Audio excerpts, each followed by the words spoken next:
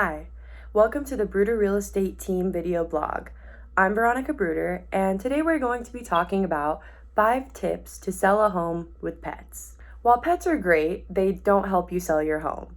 When you decide to put the house on the market, you need to do some house cleaning and repair work before you can command a competitive price. So, how do you go about selling your property when you have pets? Here are some of the best tips to prepare for selling your home. While some of these may not apply to your particular situation, be aware of them. Number 1, remove pets during your showings. When selling a home with pets, if you have not relocated them, you should remove them from your home while you are showing the property if possible. Ideally, you should have a real estate agent showing the home, preferably while you're away.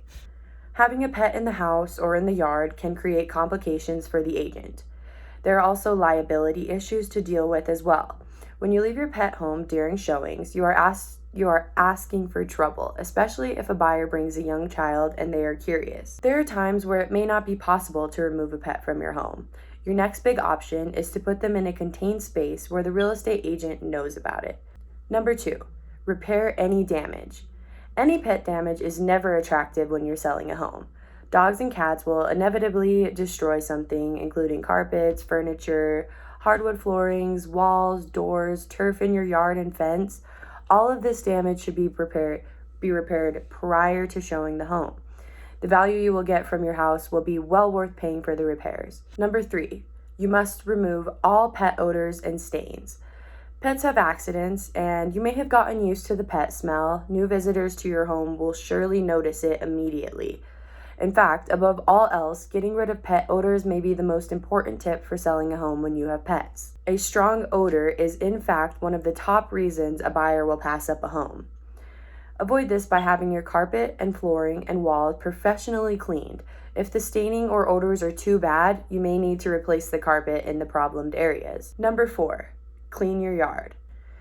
Pick up any messes in the backyard and have any sod replaced and any other damage replaced as well. Owners often give their pets free rein of the backyard. This can be hard on the look of your landscaping. Number 5, erase signs of your pets for potential buyers. Put away all pet toys, bedding, litter boxes, and food.